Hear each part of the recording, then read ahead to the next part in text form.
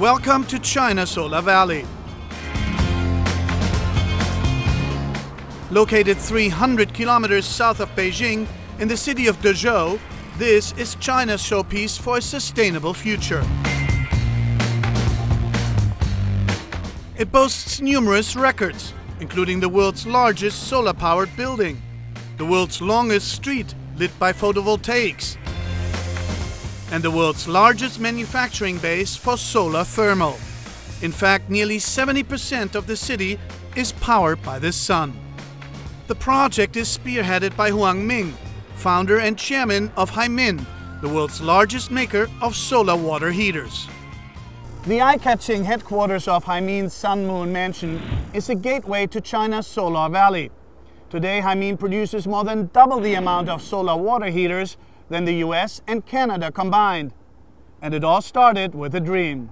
This Sun and Moon Mansion indicate my dreams to promote solar energy into all the buildings of the world. Ming used to work for what can now be considered the enemy. A former oil equipment engineer, his epiphany took place when his daughter was born, and he realized her future was uncertain in a world relying on finite fossil fuels.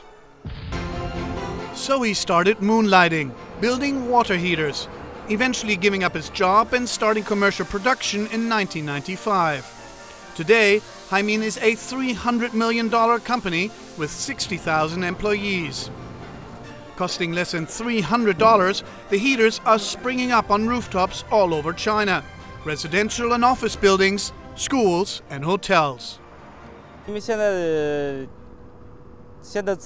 Traditional fossil fuel energy will be exhausted very soon. So this hotel is using solar water heaters, which saves about 50% energy. It is clean and will help solve the problems of the environment. It will improve the climate greatly.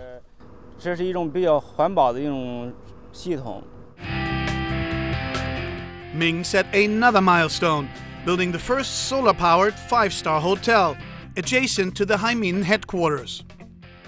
In total, how much less energy will be used by this hotel? 90%. Known in China as the Solar King, Ming's dream is to power China and the world with the inexhaustible energy of the sun. We want to tell the world that the green energy will not only benefit to the environment, benefit to our energy supplies, but also benefit to our lifestyle, to everyday life, benefit to the appearance of buildings, of a town, of a city. And thus, China Solar Valley was born in 2003, a case study for sustainable living. China has made a decision at a very high level that clean energy is the future. They're already poised to be the #1 maker of solar cells, the #1 manufacturer of wind turbines. They're already the #1 makers of solar hot water heaters, and they want to be the leader in electric cars and batteries. So yeah, the game is on, absolutely. And it comes at a critical time. According to a McKinsey study, over the next 20 years, China's cities will add over 350 million people, more than the entire population of the US today, putting pressure on energy, water, land, and the environment.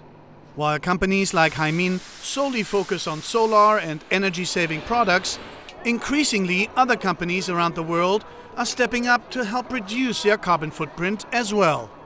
Businesses have to position themselves, have to distinguish themselves, I think, in front of their investors as well as their consumers. And this trend has been picking up in the last 5-7 years tremendously. Nike, whose biggest production base is in China, was one of the early movers, setting up its Reuse Shoe program 20 years ago. The company has recycled over 23 million pairs of shoes, turning them into more than 300 sports surfaces. Our future vision is to take old sneakers, grind them up, and turn them into new shoes. right? Because what we want to do is to be able to create product without having to continue to tap into the Earth's resources. As general manager of Nike considered, Vogel is tasked to reduce the environmental footprint of Nike products. By using recycled materials, Nike has managed to reduce its energy footprint by up to 50%. A key step towards this closed-loop manufacturing is a considered index, evaluating materials, waste, solvent and garment treatment.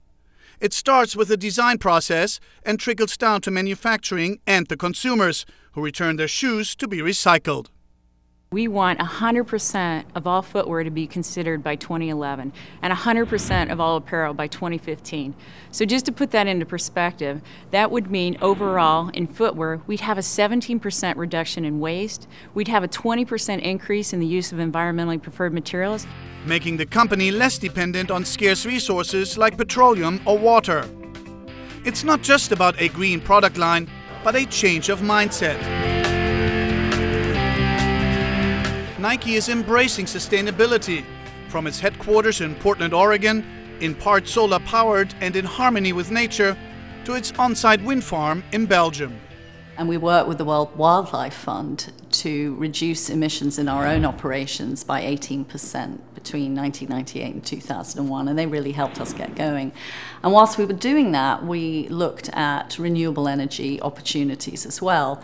An opportunity arose in Belgium to put windmills on the site there. We have 6 windmills generating the energy that more than covers the energy actually used by the facility.